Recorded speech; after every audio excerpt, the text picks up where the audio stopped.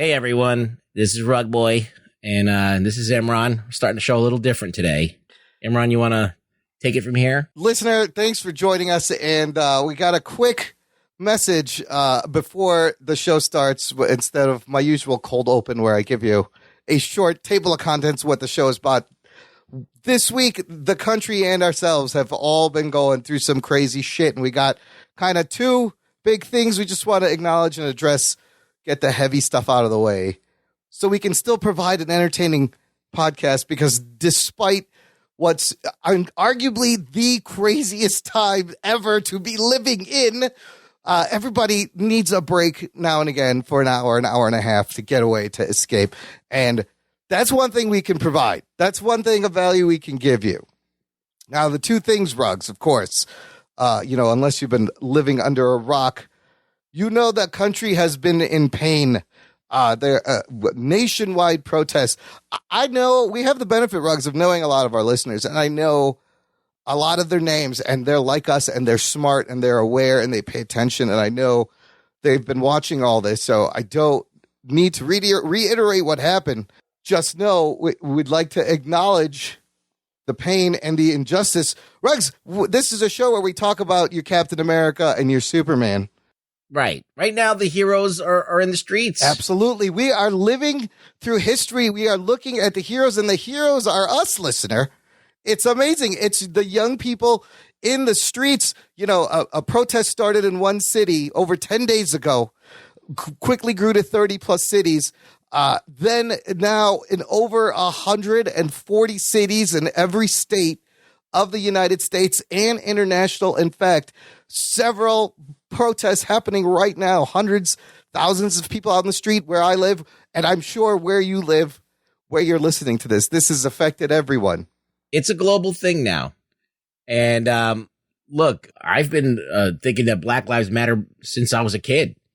So I'm full in on this. No, absolutely, Ruggs. I've studied, when I was in high school, I got super into the civil rights movement in 1968, Martin Luther King, Malcolm X. I read up. I was super obsessed, and now we are living it. We're living and breathing it, and there is a time that you can make change, and it comes down to each and every one of us individually.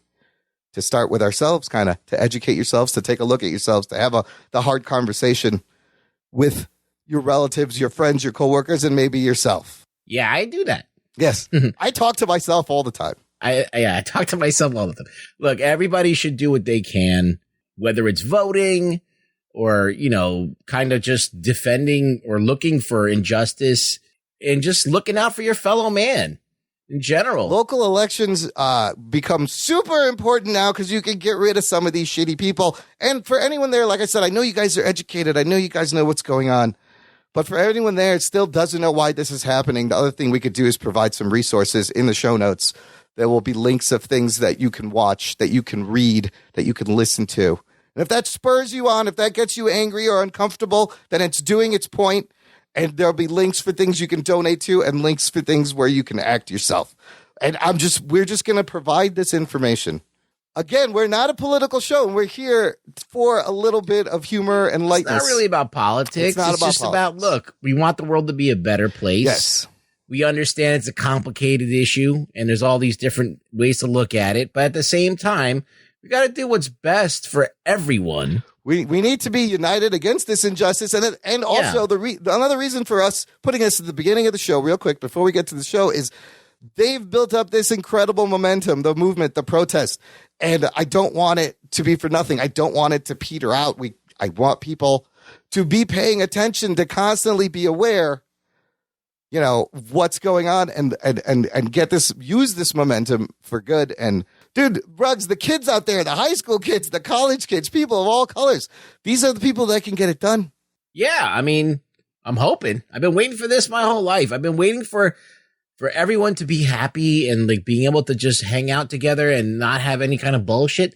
That's what I wanted my whole life. That's why I try to kind of be as open to everything as I possibly can.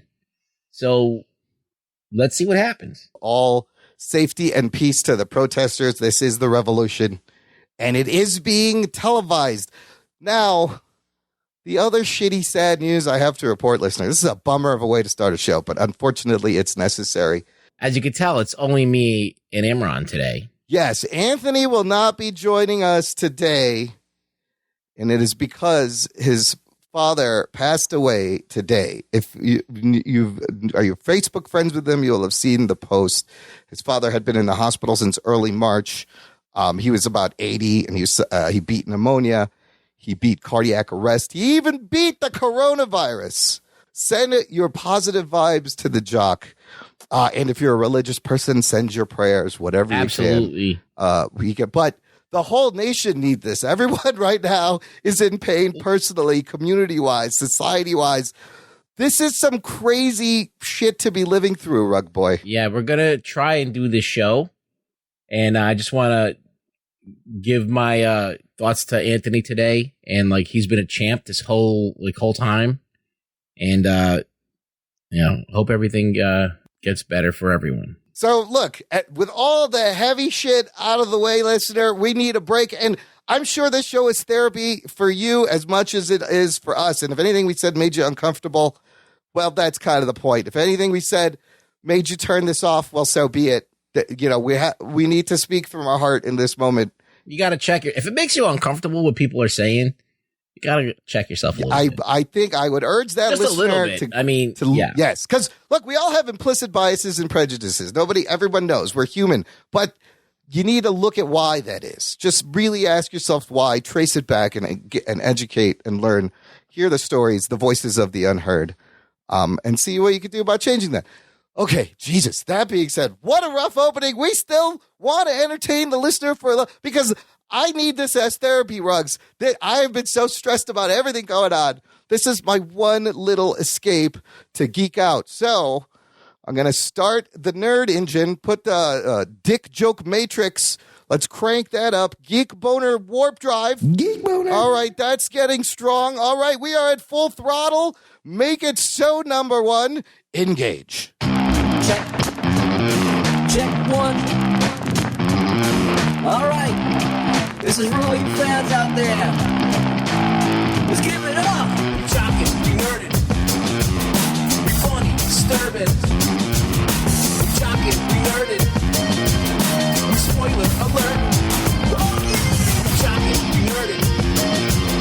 We funny, disturbing. Oh yeah. I'm jockin', we nerdin'. We spoiler alert. Give it up. What's up, listener? Thanks for joining us, and welcome to the Jock and Nerd Podcast, where we give you comic book and superhero, TV and movie news, reviews, and whatever we choose. Jock and Nerd. My name is Imran. My name is Rug Boy. He's the Rug Boy. And he's the nerd. Listen, okay, look, time for some good news, Rugs. Amongst all this craziness, amongst a global pandemic, and then you add a civil unrest on top of that, there is some good news amongst all this craziness. SpaceX, a private company built by Elon Musk, managed to successfully launch 2 astronauts up into the orbit to the space station. Oh, shit. Holy shit, this is the first space program the U.S. has had since 2011 when they retired the space shuttle. Ruggs, did you watch this live amongst all the craziness? No. Dude, I had to watch. What happened? Tell me what happened. They put human beings in a spacecraft and got them into space successfully? Yes, but it wasn't the government. It wasn't NASA. It's just a private company. It was Elon motherfucking Musk, who is literally like Tony Stark and Lex Luthor all rolled into one. Oh, shit. If that man goes evil, Rugs, we are so fucked. We need him to stay a good guy. Yeah, I mean, wait long enough, he'll become an evil man. So I had to watch this launch because it was historic. And honestly, I know it sounds a little morbid, Rugs, but there's a chance that shit goes wrong and the thing blows up. We've seen that several times, right? When I was a kid. Yeah, I saw that TV. in 1986 in class on TV, and then later, it happened recently in the 2000s. But let me tell you, this launch couldn't have been more picture perfect. The astronauts' names are Bob and Doug.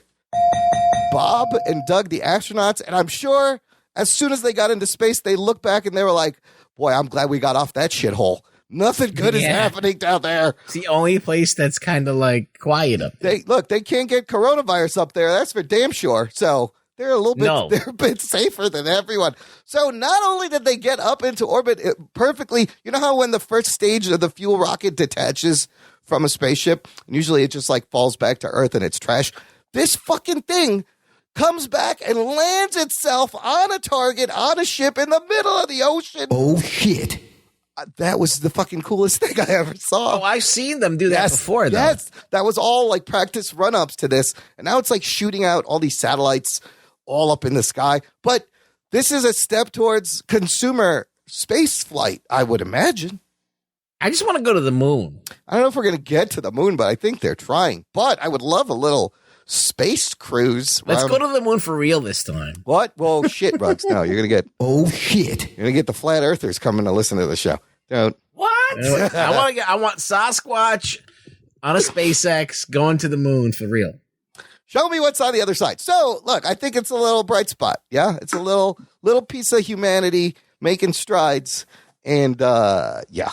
So, all right, let's get to the news, you bastards. The Jock and Nerd Podcast. So, Ruggs, last week, we watched the Tenet trailer, Chris Nolan's big new crazy movie that's coming out. Was that last week? Was that 2 weeks ago?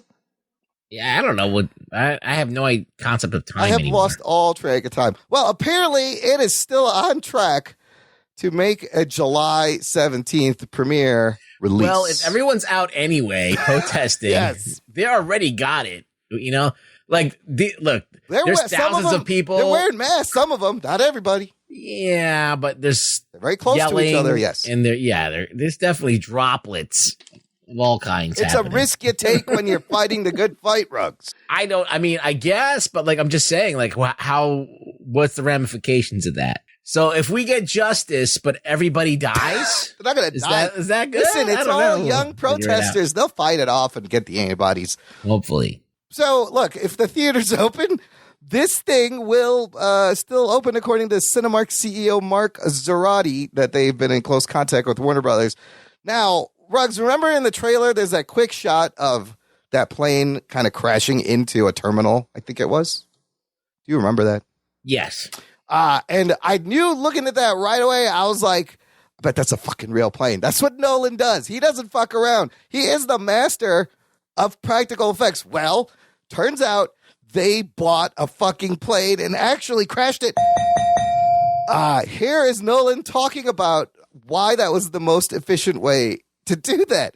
He says, quote, I plan to do it using miniatures and set piece builds and a combination of visual effects and all the rest. We started to run the numbers. It became apparent that it would actually be more efficient to buy a real plane of the real size and perform the sequence for real in camera rather than build miniatures or go the CG route. It's a strange thing to talk about, a kind of impulse buying, I suppose, but we kind of did it and it worked very well with Scott Fisher, our special effects supervisor, Nathan Crowley, production designer, figuring out how to pull it off, this big sequence in camera. It was a very exciting thing to be a part of.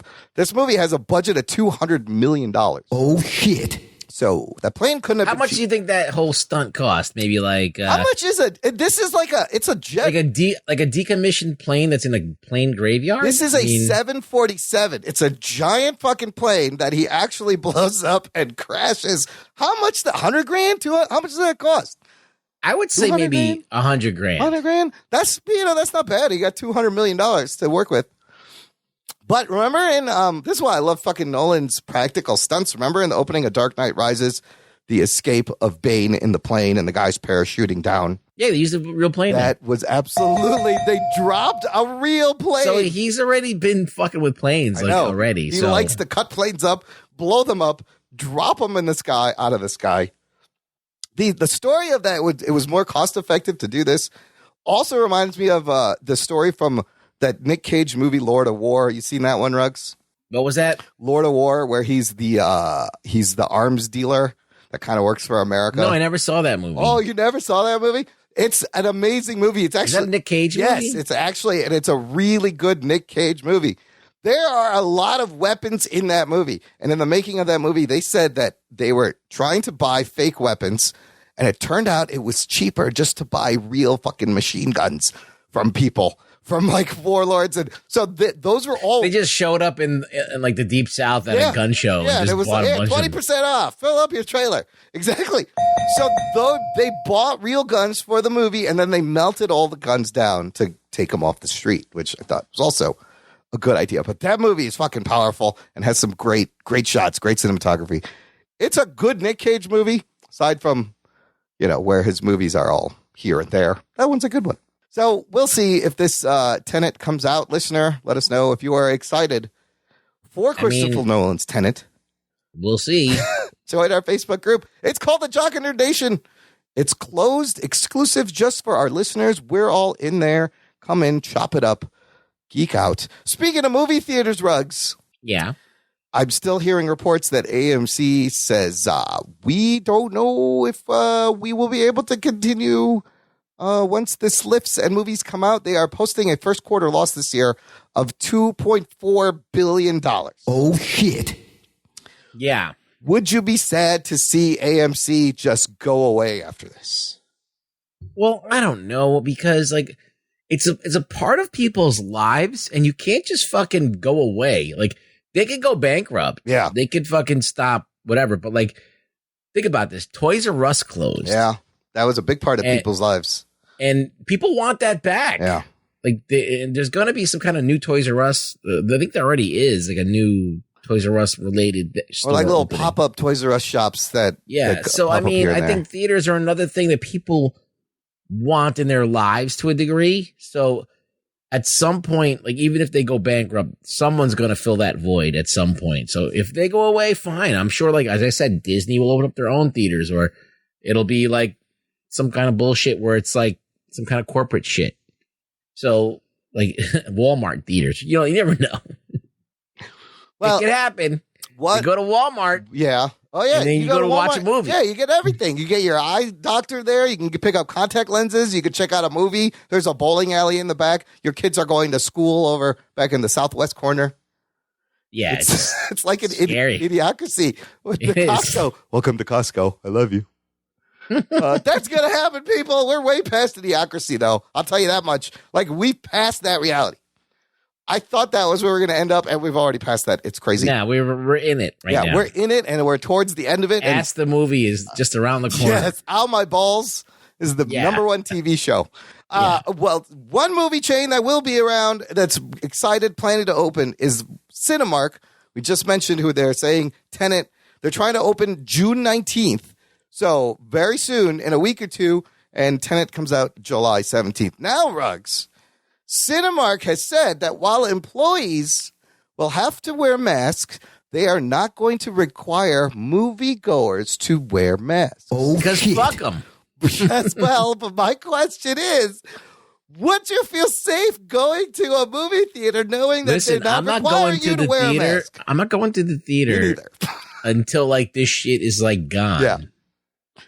So whatever they want to do, I'm not going. We won't be there. July may be too early to play this Russian roulette with not having people wear masks. I don't Like, know. if I'm going to the theater wearing a mask and gloves, At the other hand, but on the other point, Ruggs, it's imagine wearing a mask for like 2-3 hours. That's not easy. It's gonna be. I've done it. Yeah, I've done it. Yeah.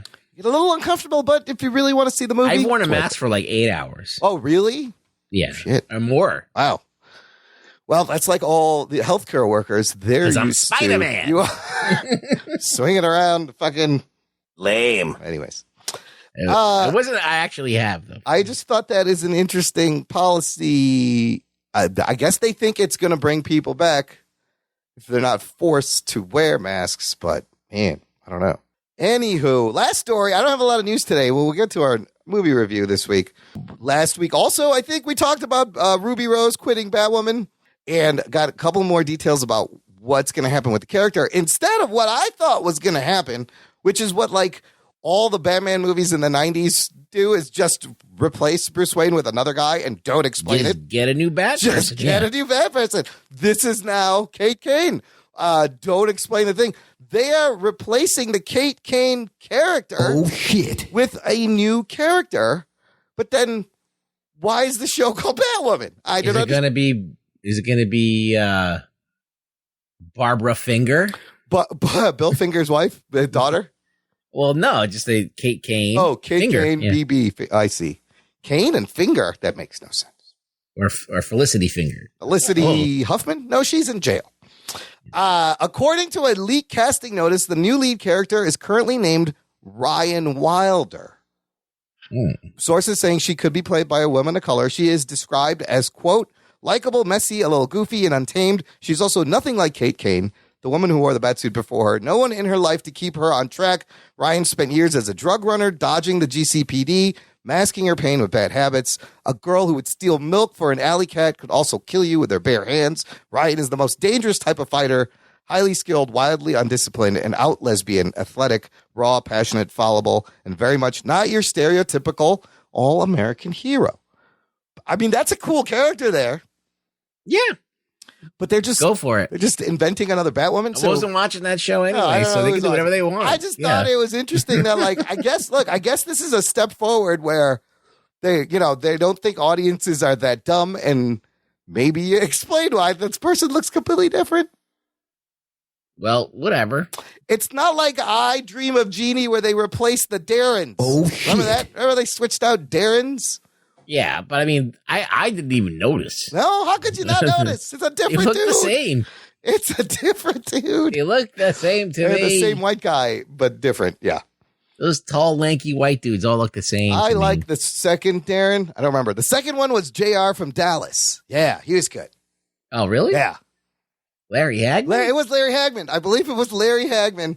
And the Holy first shit. one, I can't. Hold on. Let's see. I can't remember the two Darrens from. I'm sorry. It wasn't. It was Bewitched, not. What did I say? I said that other Genie show. I Dream of Jeannie. I Dream of Jeannie, which was a great show. But it was Bewitched that had the two Darrens. Dick York. Remember Dick York? It was Dick York. And then they got another Dick. Then Dick Sargent. Oh, it wasn't Larry Hagman. I was wrong. Yeah.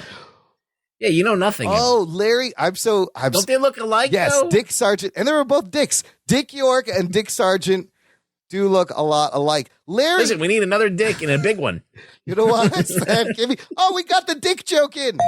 There, we're done with the Dick joke. So, Larry Hagman. Why did I say Larry Hagman? Because I believe he was in I Dream of Jeannie.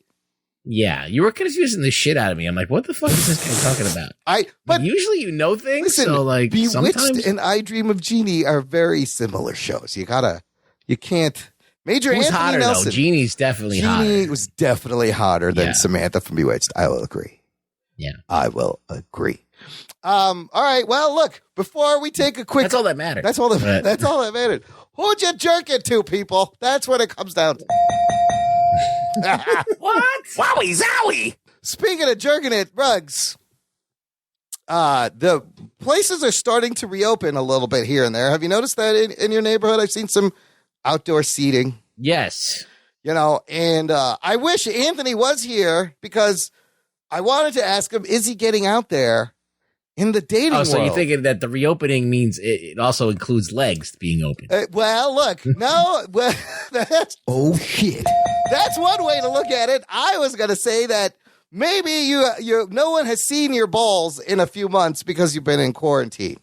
You don't want to ruin your first post-quarantine date with a ball throw, do you? Probably not, but I've been taking dick pics. Oh, that's Yeah, good. yeah. Well, remember like a school, first day of school, remember how you'd always get a haircut? You had to get the haircut before the first day of school? Yeah, that's right. Same thing here. Starting a whole new chapter. You got to start a whole new chapter and trim up your bush for your first post-quarantine date. And we have just the awesome sponsor and product to help you do that.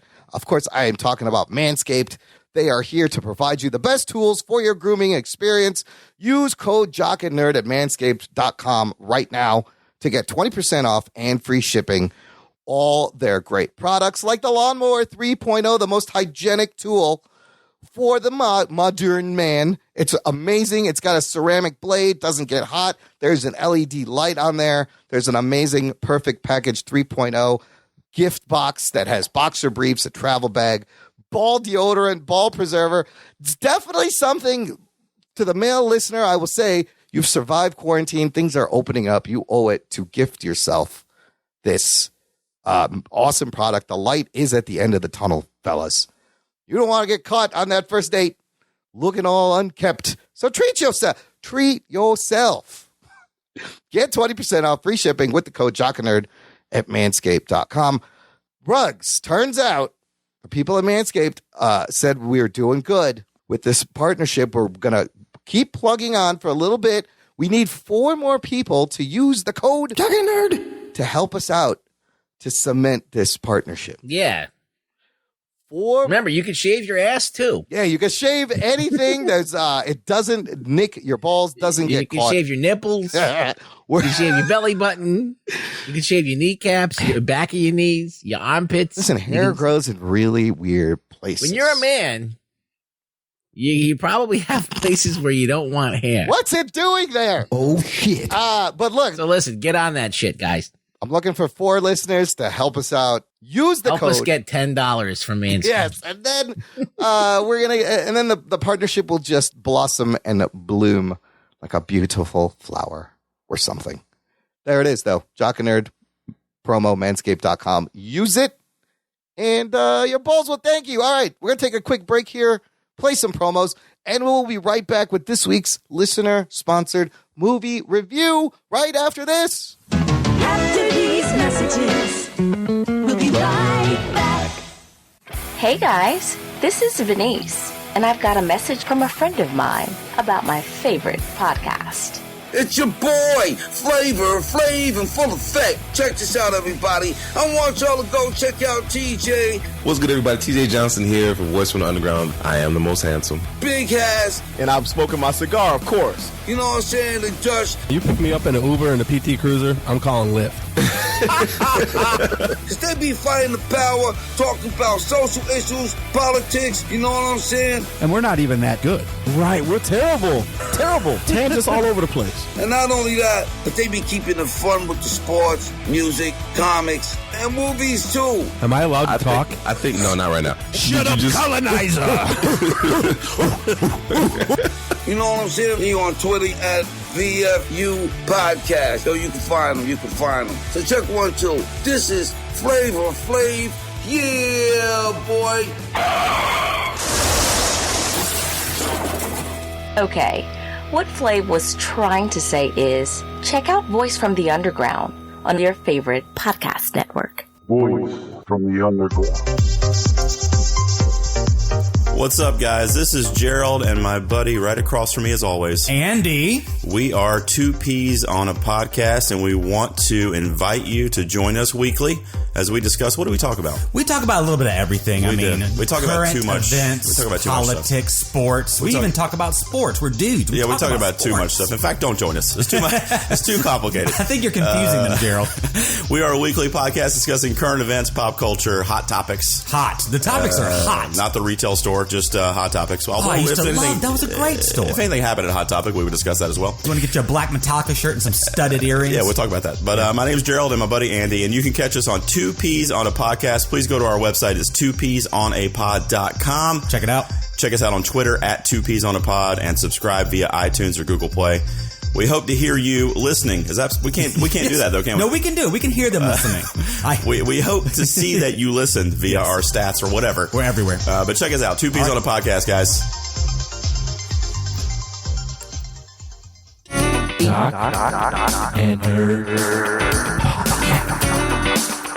Listener, if you've been enjoying the show and want to show your thanks, your gratitude, join our fan club. Visit jockandnerd.com/Patreon. You will get swag. There's t-shirts, stickers, multiple tiers that you can pledge your support on a monthly basis. And everyone gets a bonus podcast feed filled with bonus content, early access to the shows. They come out early there. There's tons of Corona binge reports that are little movie reviews. There's a new episode of Jock Talk with Anthony and Chaz. Their bottom is very weak. And I forgot to mention also at the top of the show, Anthony's not here, but you can hear him on the latest episode of the spinoff show, which is just before this episode, in the feed, having the hard conversation about racism, police brutality with TJ Johnson from Voice from the Underground podcast and his buddy Justin Cappadocia. Very, very good conversation. So check that out for his thoughts on everything. And we didn't have any Corona binge reports posted this week. It's been a crazy week. I'm going to do some. Oh, you are? What do you got coming up? I wish I knew how to pronounce the name of what I saw. Okay. There's a new Netflix. I think it's called something with an N. Anyway, it's a new Netflix animated film that actually came out of, I believe, out of China. Oh. And it's pretty fucking good. And it's very different because it's kind of like a Disney type movie. Huh. But it's completely inappropriate for kids. I love stuff like that. But I think it's called, I can't remember the name, but the story is of basically of a kid, and it's kind of poignant at this moment. It's about being born something and not wanting to be that thing. Oh. Huh. Or not necessarily letting that dictate who you are. That's deep. Yeah, and it's kind of like a very over the top fairy tale, but I actually enjoyed it, and the action was pretty good. I'm looking forward to hearing it. I can't remember what the name of it was. Corona. I think it was called, like, I want to say like Naya or something like that. Okay. Or something like Niva or something like that. File a Corona binge report. Is the animation similar to Japanese anime, or is it its own thing? It looks like Disney did it. Like, maybe not as perfect as Disney, but like it's pretty good. Cool. All right. I mean, is it a great film? No, but I was just surprised to see it. I thought it was like a nice breath of fresh air, I guess. Right on. I'm looking forward to hearing your thoughts. You can get that all on our fan club, jockandnerd.com/Patreon. Sign up today. Jock and Nerd. And if you give us $10 or more a month, you get to pick any movie you want for us to watch and review. And if you give us $10 a month for a year, you get to pick a second movie. And if you get to another year, you get to pick a third movie. And we're going to do one of those right now. This week's Patreon sponsored movie is Annihilation from 2018. Here's your spoiler alert.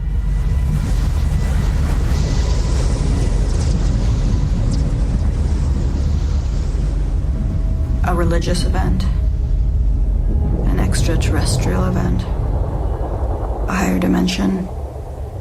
We have many theories, few facts.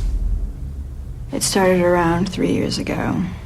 Blackwater National Park reported that a lighthouse was surrounded by something they termed a shimmer. Strap yourselves in, you fucks. Spoiler time! This one sponsored by dedicated to listener Patreon supporter Glenn Smith. Jock and Nerd. It is his second pick. Glenn's first pick was the Ghost Rider What the Fuck Happened, but that was a lot of fun with Matt Delhauer.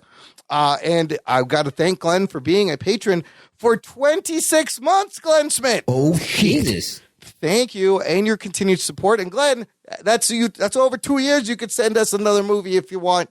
We'll put it in round 3. We are currently in round 2. So Annihilation on Rotten Tomatoes, Rugs. This movie is sitting at 88% on the tomato meter. It's not bad. 7.73 out of 10 for the average rating. The box office wise, this movie was made for $40 million, and it only ends up worldwide making $43 million. Oh, shit. But there's a reason for that. And what's the reason? Do you remember? I remember when this was happening. They pulled an unprecedented move with this movie. Who made this? Paramount? Paramount was really unsure about this movie, how to market it, the ending. So what happened is they simultaneously released it in the U.S. in the theaters and released it on Netflix internationally. Oh, shit. Wow. And the movie makers were not happy, but this cut in to, the international box office. Also, this is the week after, I think, Black Panther comes out. So that was the real problem. We all know that movie went on to make $2 billion.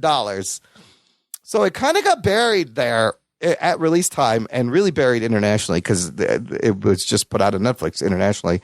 And now it's like for free on Amazon Prime. You can watch it right now. So if you want to watch it, And I think it's also on Hulu. Then it went to Hulu as well. Yes. This movie is directed and written by Alex Garland, based on the novel by Jeff Vandermeer. Ruggs, you have probably are the only one out of all of us that have seen everything Alex Garland has directed, which is exactly 3 things. Well, he also wrote a bunch of stuff. Yes, he did. He wrote on the movie Dread. He wrote on 28 Days Later. Right. And he also wrote and directed 8 episodes of Devs, and I think created the series. Right. And of course, Ex Machina in 2014. This is his second movie. So this is an up and coming, very promising guy. He's also writing on the Halo screenplay. Whoa, right. That's interesting. I don't know when that's coming out. So Alex Garland, written and directed, starring Natalie Portman, Benedict Wong. Gotta have Benedict Wong. Sure. Sonia Mizuno, David Gyasi, Oscar Isaac, old Apocalypse and Poe Dameron, Jennifer Jason Leigh, Gina Rodriguez, Tuva Novotny, and Tessa Thompson are kind of your main leads there. Usually, Ruggs, have you seen this movie before? Yeah, I saw it a year ago. I also saw it last year or shortly after it came out, and recently rewatched it. And I usually make Anthony do the plot because he's really good at making it short and concise. I suck. Ruggs, you want to give it a shot? What happens in this movie? Sure.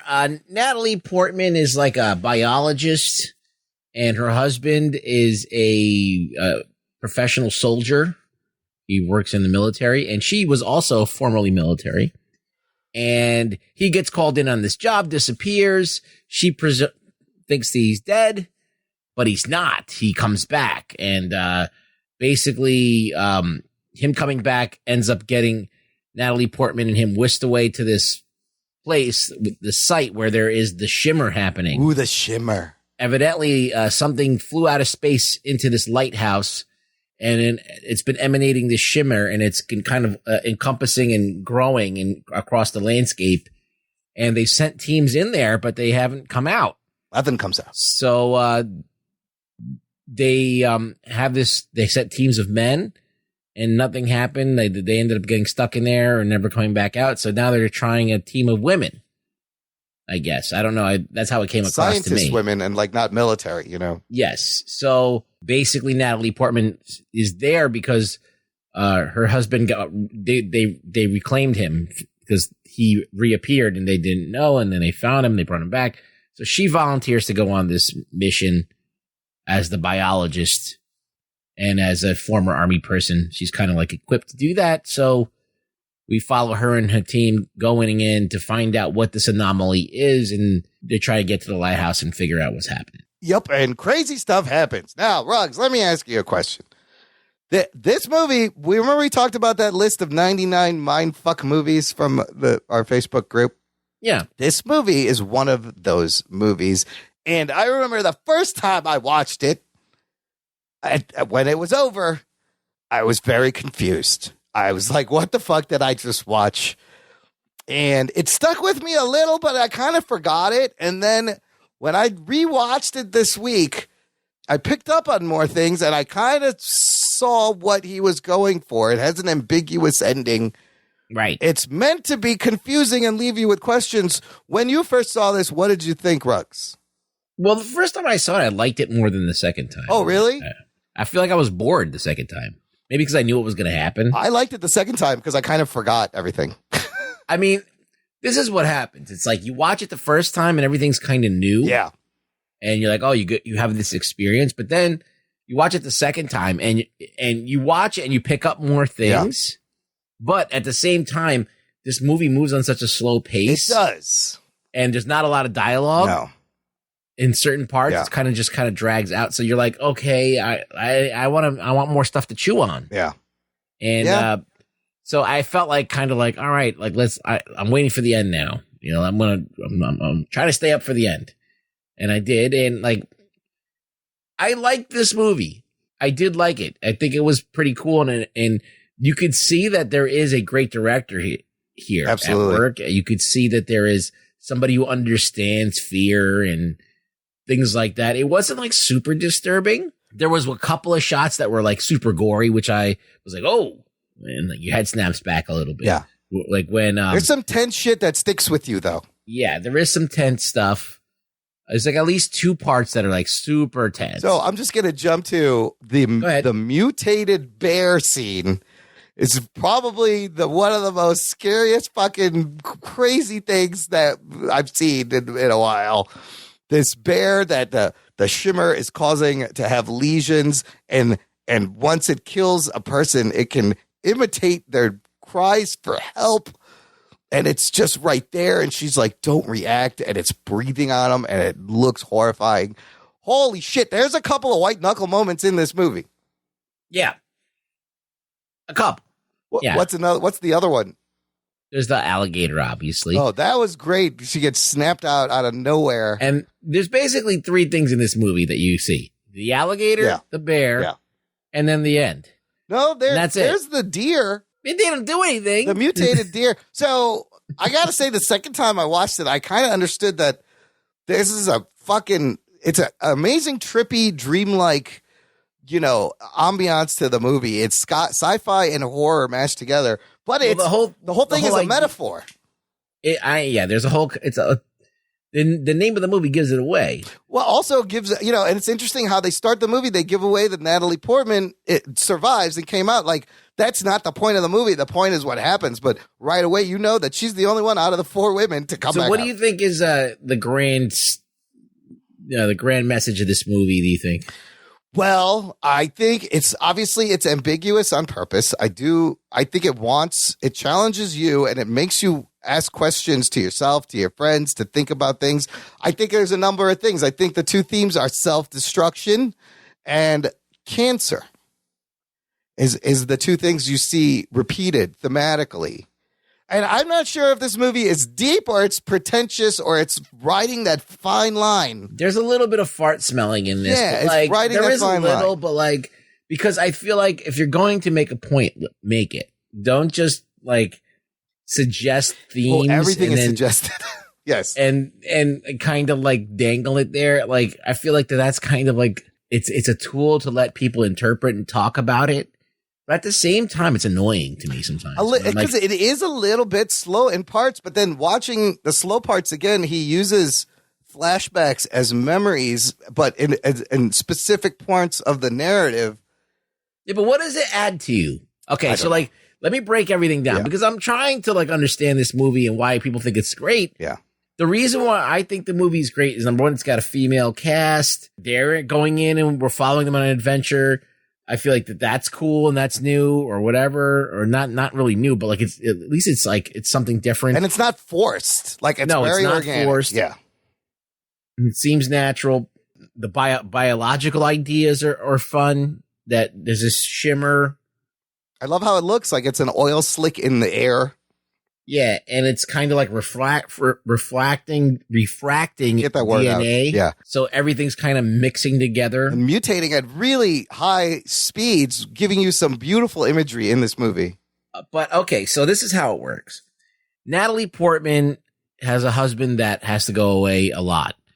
She cheats on him and ruins the marriage, but and I think that he finds out at some point. So she's beating herself up, and the reason why she's there is because she feels like she owes him because of her infidelity. That's important. She doesn't say, I love him. She says, I owe him. Yeah. Yeah. So, well, he doesn't even exist anymore. No, he doesn't. So, in her mind, she didn't recognize him. Like when he was there, they were talking. She knew that he was not the same person. And you could tell watching it the first time, you're like, there's something, you've never met this guy, but he's acting off. Yeah. You know. Then she goes in there, and her point was she wants to see what's at the end of this. Yeah. She wants to know, and then when finally she finds out that the guy that she thought was her husband is definitely not her husband. That was an amazing reveal. Yeah. I think at that point that's where the crescendo of the movie is. Everything else at the end is just like a little cherry on top. But that's the whole reason that she was in there. She was just like, what happened to him? It was out of her own guilt. Yeah. That she wanted to go in there and punish herself. So, but sticking on that theme, here's your theme of self-destruction. All 4 of the women have something in their past that causes them to be self-destructive. The one girl was cutting herself. Ventress, Jennifer Jason Leigh, actually had cancer in the movie. Her body was destroying itself. Yeah, and so the shimmer was affecting that and emphasizing that. And you see it had already affected Natalie Portman's character, in the middle of the movie when she checks They her all blood. get the same tattoo because their DNA and all those crazy. their traits start to mix. The snake Aurora Boreas Infinity, the snake eating its tail tattoo was not there in the beginning. She has a bruise. You notice her picking at a bruise at one point, and then when you watch it again, you're like, she has this tattoo at the beginning, which is after she comes out. She didn't have before. Also, I love the shots of the glass of water, kind of visually emphasizing refraction. I think he let the camera sit on that as the hands passed behind each other. So there's a lot of themes of refraction and light bending. So as they go through this, they have a few moments. They go into like these boats and they're like rowing, and then the one character who's like exposition dumped and dies. Yeah. She sits there and she points out everybody's flaws, including her own. Her child died, and then she died inside, so she self-imploded. Yeah. And that's why she's here risking her life. So all these people are doing this basically suicide mission. Yep. And they know that they're all probably going to die. And they don't care. Yeah. So what does this movie really say? So what happens at the end? Natalie Portman finally makes it to the lighthouse. I love the end. She makes it to the lighthouse. She watches the video. She sees that he blew himself up and there was a second doppelganger. And then for some inextricable, like the part where she's going into that butthole in the fucking thing. What? I was like, what? Do not go in there. What are you doing? But she goes in, and you see this amazing H.R. Geiger-like environment where the walls are moving. It's kind of like organic. And Ventress is there. And then she fucking Dark Phoenixes out and just vomits light and disintegrates. But she gives a very ominous message. I love what she said. She kind of made connection with this alien being. And she's like, I don't know what it wants or if it really wants. And so you start to understand that this thing is a tumor on the planet. It doesn't really want. And then you see this trippy fucking bulb, which is probably what the alien looks like. And that was fucking trippy as shit. I love that effect. It sucks in a drop of Lena's blood and becomes this faceless, sexless humanoid form that is now mimicking her. So there's also themes of duplication, replication, refraction, mutation. The ballet that she does with herself at the end to get out is kind of beautiful. Her figuring it out. It was actually choreographed by like a dancer. So I love that part. And I love the mystery that maybe the Lena that came out, maybe that's a clone or she was just affected because both of their eyes shimmer at the end. What do you think happened there? I think that once you're in the shimmer, that's what happens. It mutates you. I think, you can't undo that. Yeah. So like I don't care who it is, whoever's coming out, they're going to have the shimmer in them. So I think that people are overlooking the fact that it's really not about her being an alien or whether she's a doppelganger. Right. It's about change. Yes. Yeah. And that how you sometimes have to destroy the person that you are to become someone new. Yeah. Yeah. That's what transformation is. Sometimes you have to put away old habits or bad ideas or things that you do or put away things that you beat yourself up over. You have to get rid of all of those things and destroy those things to become another person. But human self-destruction, our self-destructive desires is actually what saves her at the end, doesn't it? She kind of teaches her alien clone to blow up with the grenade. And then once it's on fire, it is replicating and sending it out to the lighthouse, and the whole thing burns down because of self-destruction. So it's like growth and death. The shimmer is causing this crazy growth, this crazy mutation, making things beautiful, but also making monsters. That's weird because there's also death. Because Kane, her husband, does the same thing. It's that he blows himself up. Yeah, So why doesn't the alien replicate that then? I don't know. So at that point, it seemed like it had already replicated, and they had an agreement where he's like, "Hey, just film this, and then you can leave." And maybe the point of the alien was to come to Earth and replace human life with copies, or all life, like the deer. You see the duplicated deer dancing together. One of the creepiest visuals is the plants growing in human shapes. Oh fuck. Shit. That gave me fucking goosebumps. It reminded me of like Swamp Thing in like a frightening way. Yeah. Beautiful imagery, though. They filmed this movie in England, I believe. Yeah. And I think that Alex Garland said he wanted it to seem unnatural because it's not Florida like it's supposed to be. Well, yeah, it crashes in Florida. So do they have those crystal trees somewhere in England? I'd love to see that. No, but just saying all that stuff that you see there, it looks supposed to look unnatural because it's not actually. I mean, that's kind of a really fart smelling way to say that we just didn't want to go to Florida. Speaking of fart smelling, what'd you think of Natalie Portman? I thought she was pretty good in this, and like the way she pulled it off worked. But she's a good actress. Yeah, she can she's do very it. good. Yeah. Would I have liked to see someone different in that role? Maybe, but she's fine. I think she's badass with a fucking machine gun too. Like you can tell she knows how to handle it. I love some of the jump scares. And that's what a real actress will do. They'll figure out how to shoot it, and make it look good. I just love that idea of those mutated plants where she's like, these are all different plants, but they're all coming off the same branch. I just remember when it came out of this movie, I'm like, what the fuck is this about? What did I just watch? Yeah. Was it? I thought the same thing. I'm like, what did I watch? Why do I mean, some people like to sit there and suck this movie's dick and say it's like so fucking thought provoking. Yeah. And I'm looking for it. And I see like barely any, like, I think it's really, when you connect the dots and then you're like, holy shit. Yeah. That's when I feel like there's genius happening. Yeah. When it's like, it's undeniable. Yeah. Here it's just very, very suggested. Yeah. And I think that I don't know if that works for me. If it's just kind of like, because there is a lot of dead space in this movie. Yeah. There's a lot of air, but that's all part of the mood, but it might be a little bit too much mood. A little more. Well, I'm just saying it's trying to do big things. Yeah.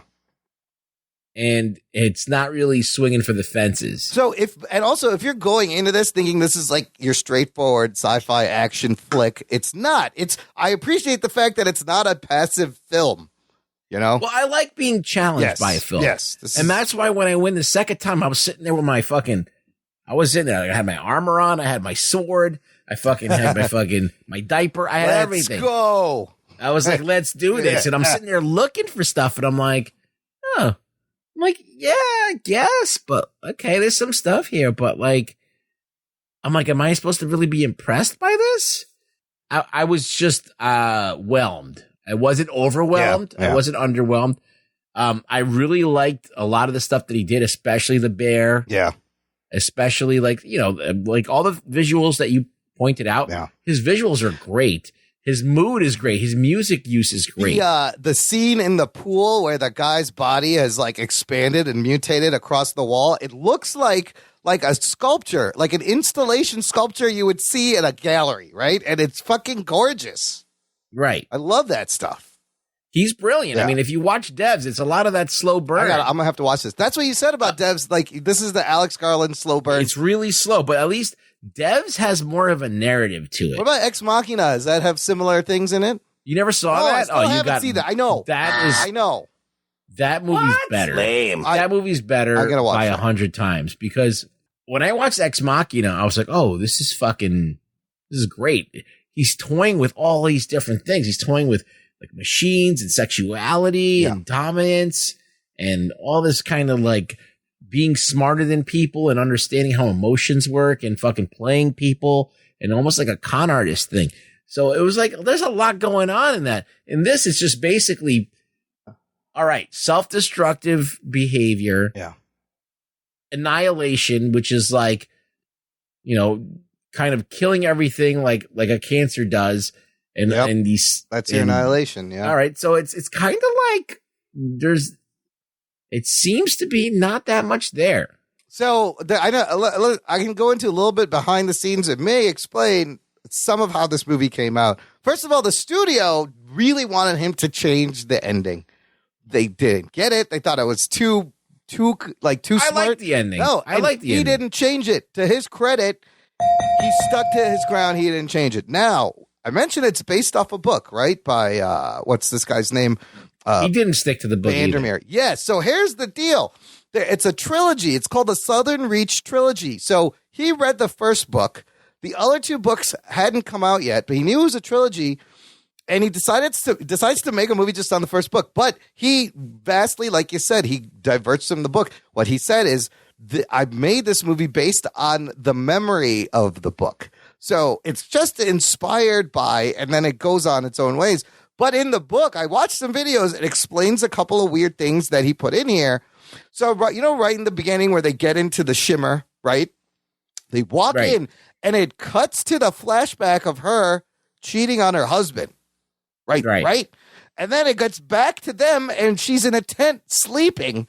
She gets out. Nobody can remember her. It's been 4 days. Nobody can remember what the fuck, how they got there, when they set up camp. What did you interpret that as? What did I interpret that as? That they're in a dream. That their dreams work like that. That's interesting that they're in a dream, or maybe the shimmer affects the way time works also. Because she said in the beginning it felt like a few weeks and they were in there for months. Well, I feel like it's a lot like a dream because dreams have no concept of time. It's very dreamlike. Like all of a sudden, time will pass, like and your brain will decide that it's just 5 hours later or a week later or whatever. So there's actual explanation in the book.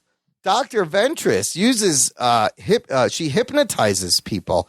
She is in control of this whole thing, and she's been hypnotizing the other three to selectively remember or not remember things.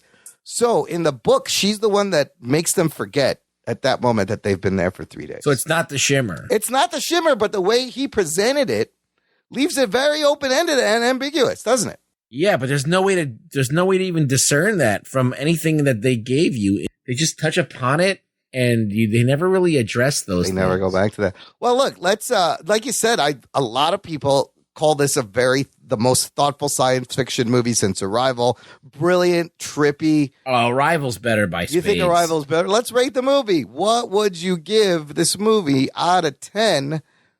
Look, I think that just for the acting effort alone and the direction and the music and the special effects, I think it's definitely worth watching. Yeah. By all means, it's worth watching. I just think that this critical acclaim that people are heaping on it, trying to make it out to be more than it is, like it's some kind of real deep statement on, and some kind of like, oh, you don't understand the themes, man. That's people that are just smelling their own farts. I totally get that. While I see some of this stuff, I think some of it is a stretch, and they're making it a little more than it is. But look, it's still enjoyable. Yeah. Oh yeah. If you don't like, even if you don't understand a fuck what you're watching, it's beautiful to watch. Interesting. Yeah, it's very interesting. It is super interesting, and it is thought provoking. Look, let's strip it down to bare bones. Like, who gives a fuck about any kind of theme or any kind of pretentious bullshit? It's a movie about a team of women going into a suicide mission, and them kind of like having to deal with all of the shit that happens in a fucked up world. Yeah, facing their own demons. Yeah. And everything around them, and it getting amplified because of the shimmer. So, like, the other question I had is, was the shimmer an organism, or was it just that the bulb and the person, or was the whole thing like a living thing, and it would eventually take over the whole planet maybe at the end, and everyone would be copied and no one would know? I don't know. I think that a lot of people look at humanity as a cancer on the earth. Yes. Yeah. Right? Yeah. We're an organism that does things that is annihilating the earth. And so it's basically us. Yeah. It's just on a different level. I think it's also a nice spin. It's an interesting spin on the alien invasion trope, where this alien doesn't really want anything. It's not like, aggressive. It's just assimilating. It's mutating. It's duplicating just because. It's just, well, in the beginning of the movie, they tell you that a cell, all it does is split. Yep. And keep splitting, and that's its job. Yeah, there's that metaphor throughout the film. And then they say that cancer is a cell that splits and just does its job. And it could be a cancer on the earth. It's a tumor. It's a cosmic cancer on the earth. But what's going to happen? What would happen if this spread throughout the world? What do you think would occur? Everything would be mutated and humans would be replaced with these clones. Well, everything would be replaced. Everything would be replaced. And then what? I don't know. Then they go to another planet. Does a new habitat or a new ecosystem just occur, and then the status quo stays, or does it keep just killing itself? Or maybe they were setting up this planet so that they could come and live here. And this was the stage. Okay. Anyways, back to the rating. What do you think? What would you rate this? I would say 5 is a movie. Yeah. 5 means it's a film, and it could go either way. You could love it, you could hate it, but it's still a movie. I want to give it a 7, solid 7. Okay. So it's better than average. Yeah. It's good. Yeah. Not great to me, but very good. Yes. Yeah, I'll agree. I was thinking like a 7.5, maybe 7.75. It is definitely a mindfuck movie that is worth watching. Yeah. Check it out. And it'll spark conversations, just like we had, with friends of yours. I mean, do you disagree with anything that I've said? No, I did. I found it I remember thinking it's kind of slow the first time, and I was really confused. Alex Garland is usually slow. But I think that there's more to munch on in his other movies. Even in Devs, there's more to munch on. It may have been the way he approached this story and this novel, and kind of it needed a little bit more meat. I don't know. Needed a little bit more meat. I think he should have used the novel. He probably should have used the novel. Shit. I agree. I don't know why. It's not even close to like a plot by plot. Fucking in the novel, like the 4 leads don't have names. They're just called by their jobs, like the biologist and the scientist and the whatever. So I don't know. But I don't know what happens in the Southern Reach. If anyone has read it and thinks it's worth recommending, let us know. Also, Ruggs, be sure to log your rating in your Letterboxd account for all our Letterboxd friends to see it. Okay. All right, solid. Let's do some news from the nation. It's time for news from the nation. It's time for news from the nation.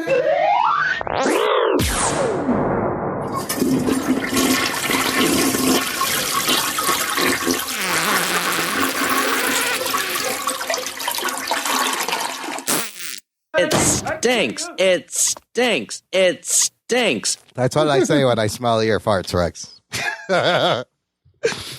Chaz Hebert with another great question, man. Chaz, you're just killing it every week with these really cool, thought-provoking questions. He says, got another question for the show. With the Berlantiverse basically dead and the Marvel Netflix universe actually dead, what comic book character would you use to kick off a new comic television universe, and what tone would the show have? Great question. Ruggs? Wait, I wasn't paying attention. You son of a bitch. Lame. Get the fuck out of here. I was looking up that movie that I was talking about the Chinese animated film. How do you spell it? It's called Neza. How do you spell that? Nezha. That's not hard to pronounce. The fuck is wrong with you? I just forgot the name. Oh, okay. Neza. Neza. Oh, that's the name of the movie. Neza. All right, knees up. All right, go ahead. How do you say, I forgot how in Chinese you say hello. Ni hao. This is hello. All right. So what comic book show would I have? What comic book character would you use to kick off a new comic television universe, and what tone would the show have? Oh, they're already doing everything, They aren't kind they? of are, but so it's interesting because they tried with the X-Men. I would think the X-Men, the X-Force, any of these teams would be amazing. They had the Gifted. It ran for one season, got canceled, but that's because Fox got sold to fucking Disney. I'm trying to think of something different. What about Valiant? I thought of Valiant right away. Yeah, I mean, like a TV, like they could have a TV version of the CW verse with a little bit better production and just as a wide variety of heroes. I mean, what could you really do? You could do Harbingers, which basically is X-Men. I mean, you would do all of them. You would do Archer and Armstrong. You do Exo Man. Archer and Armstrong is.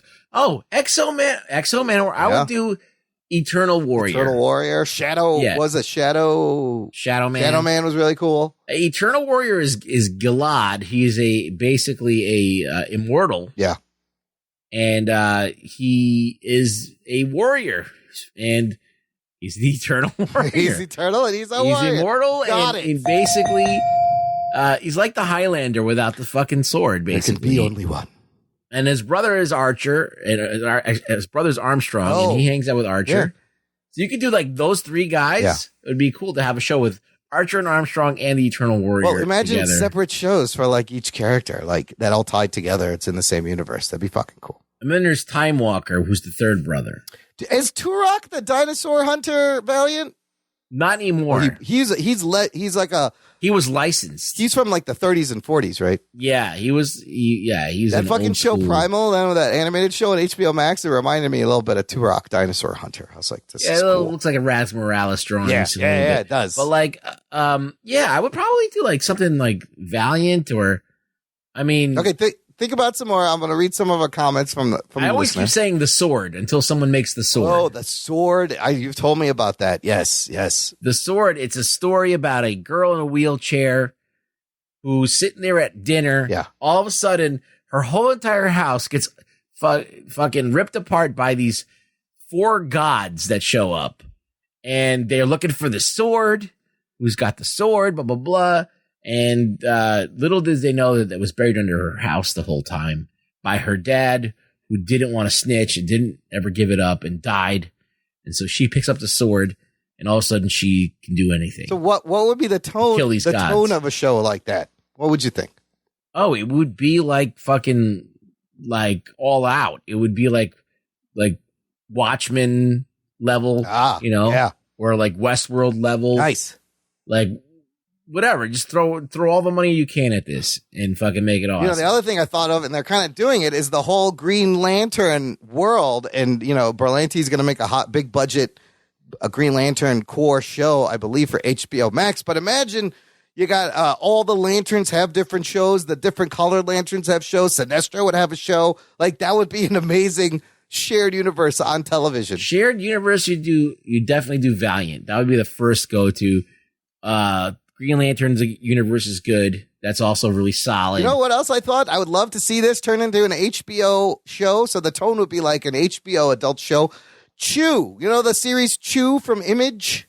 Yeah. It's about this detective in this, and if he bites into somebody or something, he flashes in his head about how this person died. So this guy's a homicide detective, figures out how people die by actually eating their flesh. But in the universe, there's all these people that have different food-related powers. And then there's some wacky shit. Like there's this one writer, she reviews food, and she can write so well that when you read what she's writing, you taste the food in your mouth.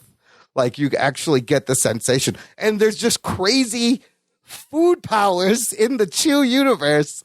I think it would be a lot of fun to explore that. What if they do the Savage Dragon universe? Savage Dragon from Image. That would be good too. Eric Larson's cop with a fin on his head. Oh, fuck. I want to see that. It's like Hulk with a fucking fin. Oh, it's just not meant. It's a complete joke. It's not meant to be taken serious at all. But, well, a cop show like that would be crazy right now. If they fucking did that. You could do the Witchblade universe. That whole Sylvester universe. Yeah. Blake Braden said the Scrap TV series Damage Control. That was like the DC show they tried to do that was really bad, but they were going to make a Damage Control series. That could be a fun kind of like comedy look, street level at them cleaning up. Chaz Hebert says, I think a darker conspiracy crime drama using The Question could be pretty dope. Maybe the bad guy is Amanda Waller doing dirty shit for the government. The Question is a great one. Right. There's a lot of mystery. Blake Braden said, I'd honestly rather have an X Factor or X Force TV series. Blake says Alpha Flight would be okay too. Jess Rivera said West Coast Avengers to get some non-New York action. I like that one. I like that one. Chaz Hebert again, an anthology type of show of Vandal Savage's different roles throughout history could also be pretty cool, but wouldn't really set up a universe. That's a neat idea. Okay, I'm down with that. Like different periods where Vandal Savage, fucking shit up. Jimmy Shea says DC's Hitman or Planetary. I'm not familiar with either of those. Are you? Hitman and Planetary. I've browsed through both. I don't know. They're basically a Avengers ripoff, I believe. Oh, that's what it is. But if you're going to do that, if you're going to do ripoff of if you're going to do a Justice League ripoff, you might as well do the Squadron Supreme and just fucking let's do that. Well, that's interesting you say that because Michael Emke said the Howling Commandos. Oh, Nick Fury? Yeah, like back in the day in the 40s, Squadron Supreme What about anything from like in the Invincible? I think they're making that into a cartoon. Yeah, Invincible's happening. I think that's what I'm saying. Robert Everything's Kirkman's being stuff. done. Mark Millar stuff. All of Mark Millar's stuff's gonna get done. So I'm trying to like think of like the Luna Brothers, which is another bunch of creative. Oh, anything by Terry Moore. Oh yeah, that's a good one. You got Echo from Terry Moore. Yeah. You got Rachel Rising from Terry Moore. You got Bone from Terry Moore. Even Sanford Green's Bitterroot is being optioned for like a movie or something. Oh, I think Bone is someone else. Sorry. Bone is that's a good one. And then selfishly, like if you look at us, you want to create a universe, you need a character with a lot of bad guys, a lot of supporting characters. Let's just give me a Spider-Man fucking universe. Geek boner. On TV. Just fuck the movies. Give me a Spider-Man TV universe live action somewhere. Do a Paper Girls. Why not? I was thinking Paper Girls. It's sitting right here, which would have been like, that's like your Stranger Things kind of knockoff. But Paper Girls would be another one. Again, Chaz, like every time he sends in questions, I end up thinking of a lot more things when we start talking about it. Like everything's been done. It like kind I of mean, has. or we've approached everything. We're living in the golden age of this shit. Like the people. Secret Six. I was gonna be doing that. Oh, Secret Six would be great. Gail Simone's Secret Six. Yeah. With Catman. All that. That's all good shit. Thanks, Chaz, for another great question. Let's finish up with some what are we watching? Ruggs, what's been keeping you busy on your screen this week? I watched that Spencer Confidential. Oh, yeah, with Mark Wahlberg? I watched that Nizam movie. Okay. What do you think of Spencer Confidential with Winston Duke also? It was fine. Yeah, right? It was It's fine. a fun action movie. It was an action It's kind film. of it's like a generic action movie. It was a very generic action film. They could, but do you see how many more of those they could make like easily? Oh yeah, I would probably tune in and watch a couple. I mean, they're not. I mean, it's in the Bostonian universe. You know, it's like whatever. It's fine. Yeah, you know, it's all right. Marky Mark had his shirt off for a little bit. I enjoyed What's that. What's up, goat? How's it going? Hey, chicken. Say hi to your mother for me. Say hi to your mother for me. Yeah, there was a little bit of that. He's the best. They actually did like a little bit of a nod to that. I love Eliza Schlesinger in there as his wife. She's hilarious. Yeah, she was fun. funny. Yeah. So I've been watching that. I don't know what else am I watching. I watch some. I've been watching a lot of these Studio Ghibli films that are on HBO Max. Yeah. So I watched Ponyo. Yeah, how was that? Well, I watched it because I've seen a lot of the more adult fare, which is like Princess Mononoke and stuff like that, and Howl's Moving Castle, and I wanted to get into some of the little kiddie stuff and see what that's about. And it's like a little fairy tale about a fish that wants. It's like Splash, basically. Yeah, wow. A fish that wants to become human. Little Mermaid, the whole thing. Oh. It's a very, very much like a parallel to that. And it's just like a bunch of gobbledygook, and it's sweet. Tina Fey is one of the voices. Liam Neeson is a voice. One of the Cyruses is a voice, like Noah Cyrus, and one of some of those other people. Betty White is in there. Betty White is still alive. Unbelievable. Oh shit! And it's this cute little movie for kids. It's not really for me. Yeah. But I love. See, the thing is, I'm watching these movies, Studio Ghibli films, and every time I watch them, no matter what the fuck's going on, like how dumb the story is or how like childish it is, I just marvel at the attention to detail. The animation and the art direction is amazing. I mean, Ponyo is like colored pencil backgrounds, and they're super like beautiful, and they're just light and airy, and they're just spectacular to look at, and the animation is great too, and it's kind of trippy and weird. So any of those films is just worth checking out. They have an amazing style, house style. If you haven't seen a Studio Ghibli film and you have start with that one. Yeah. Princess Mononoke, Spirited Away. You got Howl's Moving Castle. Those are all great. All on HBO Max. They added a bunch of movies this week, I noticed, on HBO Max. So you can there's more stuff on there. Nice. Which is... I've been enjoying checking those out. I love animation. Yeah. I'm a big animation fan. I'll probably watch animation before a regular movie nowadays, especially now with this COVID / like protests. Yeah. and like anger and like I just want to like escape to like a La La Land. So I think also because of COVID, you can probably expect more animated movies coming because it's kind of the only thing you could keep production on at the moment. Everyone could be remote. Everyone can work on their parts wherever they are. Yeah, I'm sure. So I think there's going to be more high-end animation feature films coming to theaters, and maybe that'll bring the families back. So myself, in between watching the season 2 of Rami on Hulu, which is a fucking amazing show. Highly recommended. If you've never seen it, it's a fucking great show. I'm going to check it out. And also, maybe I'll throw that on. Is it funny? It is funny. And is it half hour long? They're half hour long. There's 2 seasons right now. And it's funny and, there's drama. It's like real life. It's a little bit of everything, but I guess it's a comedy show. It's really funny. I caught up with like the Snowpiercers and the Stargirls, but honestly, Ruggs, I have never spent more hours this past week watching fucking live streams, listening to the police scanner, scanning Twitter for videos, when these protests were getting crazy, when the fucking, the looting and the riots and these opportunist assholes were hijacking this thing. This was some of the most compelling shit I've ever seen in my life. Oh, shit. There was and the thing is, you needed to go to these independent news sources, these kids on the ground and people there streaming live. There was a Twitch stream. It had 9 screens on. And every night, 9 different cities, 9 different huge protests.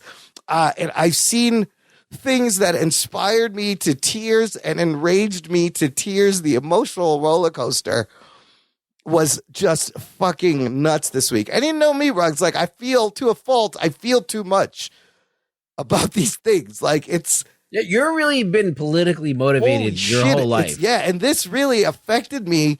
I feel like you waste a lot of your time talking about bullshit. But because at the end of the day, it's politics, right? It's at the end of the day, it's like, this is the thing. It's like, all right, people are protesting because they want to end all of this nonsense, but how do you actually do it? That's the hard part. Like, that's the part that no one can figure out. So it doesn't happen overnight. And like we said, do we all want it? Like, a lot of us do. We all want it to happen, but how do I do it? Like, and I know it's like, okay, well, you got to educate yourself. Oh, okay, I already know them. I know the struggle's there. I know, like, well, how are you adding to the struggle? Yeah. I don't know. I'm just going about my life. I'm like trying not to fuck with anyone. I'm trying to make sure that I give everybody a shot. With everyone, love one another, be nice to everyone, like Dalton said in Roadhouse. Yeah, so I'm doing my part like already. I mean, it's like when I go to vote, I'm voting for the best possible person to do stuff. Vote local first. It's way more important. Here's the thing, though, you guys. If you remember the Arab Spring and the protests in Hong Kong, these protests happened for weeks, for months before something happened. And my hope is that they don't lose this momentum. The Black Lives Matter movement does not lose the momentum. They got to keep pushing. They got to keep it in the public eye. And all we can do is be aware. So what do you think is give me like some stuff. Like, 'cause like, I want to hear solutions. Like, I want to hear like, what is the solution? What do you think is going to happen? Protest is going to happen for 3 or 4 weeks. Like you said, don't let up. Make everybody uncomfortable. Then what happens? What do we do? We've seen results. All 4 of the cops are being charged. That's a start. Okay, so these guys definitely got to fucking pay the piper for whatever they've done. But then there's then what else? So the guy in Iowa who was it Iowa? It was very not a good man, got voted out and replaced with someone better. So there's reform. Whether the system is broken or maybe the system is working exactly like it's supposed to, it is clear that we need a new system. So it's going to take voting. It's going to take finding out who these people are. It's going to take a long time, but I think So basically the way that you're saying it is, okay, let's say extensive background checks on anybody in power. Yeah. If they have even a whiff of racism, they're done. They're not allowed to play the game. How about the thing where, maybe if a police officer has 18 previous complaints, maybe he's not on the street, Yeah. Maybe, well, that makes sense. Yeah. That's like, why aren't they already doing that? I don't understand. The system is set up to protect That's like a no-brainer. Yeah. Like they should be doing that already. Like, I don't understand why, but I do understand that this is what happens is that the way that these jobs work and how this whole environment works, it's like you're covering your ass all the time because every year everybody gets more litigious. Every year there's more complaints. Yeah, so every year they get more like, they get more like they lock arms more, and they protect themselves more. I'm seeing subtle shifts. So they need like an outside oversight. Yeah. That's not them. Yeah. Because that's what it is. It's all the oversight and everything is internal. Is within them. Internal if they have an affairs. outside source coming in and evaluating it, then you might see some shit change. So, okay, that's a good idea. Let's do that. What else? Anything else, Imran? I don't. Because we're talking about changing the world. I want to give solutions. I don't want to just sit there and yell and put a black tile up. Look, there's ways to donate. Like, you don't have to donate money. You can donate your time. You can donate your service, your talent. If you have something you can provide for free to help. So there's little things you could do in your community. Just make people aware that not everybody in this country is being treated the same way. Some people may not even realize that. So maybe it's just conversation at your local community level with your families and your friends. It's like a way to start, I don't know. There's no easy answer, but I feel like change is going to happen. I feel like we are watching something monumental, something that's going to be in the history books. Yeah, I really wish I understood exactly what we could do. Yeah. Because I like to solve problems. I'm like Vanilla Ice. If there's a problem, I'll solve it. Check out the hook when my DJ revolves it. But I when it's kind of like in this gray area, we don't understand exactly what needs to be done, and like I would like to hear the message. Like it's starting to kind of emerge. Yeah, they'll get it, man. Because it's one thing. It's like justice for Floyd. Yeah. Okay, so now that we think that might happen, there's a shot that might happen. Now, what happens a year from now when they have the trial and fucking all kinds of lawyer? This is the thing. This country is full of lawyers. Yeah. Guess what your job is if you're a lawyer? Yeah, you got to defend them. You got to prove that the person's a piece of shit, that they didn't do it. Yeah. Even if they did it. Yeah. And they have to cause doubt. Like that's how our whole entire system works. Yeah. Is that some guy is going to figure out how to lie you out of it. Pretty much. That's our system. So that's what I said. We need a new system. Are they going to change the whole system? Eventually, slowly, in pieces. I don't know. Maybe. I mean, I don't know if it's going to come in a comfortable way. All I know is they can't let the foot off the gas pedal right now. The whole world is watching and on your side. But fuck, we got all fucking deep and serious again. Sorry. No, but this is a thought. Yeah. Like we're having thoughts. Yeah. We're just putting it out there. We're not saying what to do, what not to do. We're just kind of like just thinking out loud. But like I said, I'm going to have links in the show notes of things you can do, places you could donate, things you can read, educate yourself, and most importantly, be nice to one another. Be nice to your fellow. Listen, we got one shot. This is what I tell everybody that wants to listen.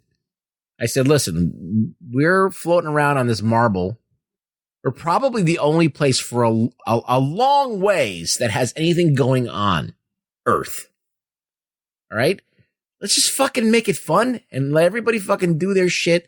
Let everyone live their lives and be whatever they want to be and however they want to be. And just do you. And then everybody will be cool. That's it. Well said. It's that simple. Well said, Ruggs. The other thing I want everyone to do is to give us a rating on Apple Podcasts. We're up to 122 ratings, people. Talking nerd. We need 200. We're trying to get to 200 that way. So this is what you do. Yeah. This is what, like, if you're out there protesting and you're in a big crowd, Jock and Nerd every time. Yes. In between chants. Yeah. No, we don't want to co-opt the message, Ruggs. What the fuck are you saying? I don't know. I'm just trying to be desperate for another, like, what? We're almost there. Listen, in between fucking 80 people. You guys protesting and conversing and donating. Give us a rating on Apple Podcasts. We're looking to get to 200 so we can apply to Rotten Tomatoes, be official Rotten Tomatoes reviewers. Talking nerd. You need to have an iOS device, and we need ratings in the U.S. And if you got a Windows machine, you can download iTunes and give us a rating there. Ruggs, where can the listener find you online? You can find me on Twitter at ReallyRugBoy. Come by and say hello. We got a shout out from a wrestler. Oh, shit. Yeah, her name is Francine. She's a very shapely woman. Do you know her? Shall we play it on the air? You can. Do I know her personally? I know that she's a wrestler for ECW Wrestling. So this is. And I think she's retired. If you look it up, Francine ECW. You know what? Yes, Francine ECW. This one was commissioned by your biggest fan, Ruggs, David Mobley. David Mobley, yes. David Mobley commissioned a cameo from ECW diva Francine, and it was amazing. Here's what she says. Hey there, this is the Queen of Extreme, Francine, and this shout out was booked by David DeWonderful for a cool podcast called the Jock and Nerd Podcast. Jock and Nerd! If you ever wanted there to be like a Stern type show for geek news and sports, this is the one to go to. The Jock and Nerd Podcast has everything that you need, and they really want you to check them out. The show also features this hilarious, crazy puppet. It's called Rug Boy. He's super funny, and these guys work really hard. So go check out Jock and Nerd Podcast and tell them the Queen of Extreme Francine sent you. It is not a progressive term. Is that your? I would prefer they or Zora. Is that your pronoun, Ruggs? It? I guess it is. I don't know. First of all, thank you, David. I don't know if he listens to the show. I doubt it. Francine does have almost 30,000 followers on Twitter. Oh, shit. So that's a good get there, David. That's amazing. It thanks you. Yes, I do. Visit the show notes, listener, jockandnerd.com/ I do like Francine's pictures from her wrestling. Oh, yeah, from her wrestling days. Very shapely. jockandnerd.com/331 for links to everything we talked about. That's including the resources of things you can watch, listen, read, donate, and act on to help out the movement and all the bullshit we talked about, how to stay in touch, how to support the show, yada, yada, yada. Subscribe for free wherever you listen to the show so you never miss an episode. And most importantly, listener, if you take one thing away from our rambling this week is love one another. Let's unite, love everyone. Tell the person next to you you love them, right? Just try and be a good person. Just remember what Dalton said. Be nice until he tells you not to be nice. And believe me, Dalton will tell you. Thanks for listening to the Jock and Nerd Podcast. My name is Imran. My name is Rug Boy. He's the Rug Boy. And he's the nerd. We'll peep you next time. My balls was hot. My balls were hot. This is crazy. This is crazy. This is crazy. That's a big fuck up right there. I fucking loved it.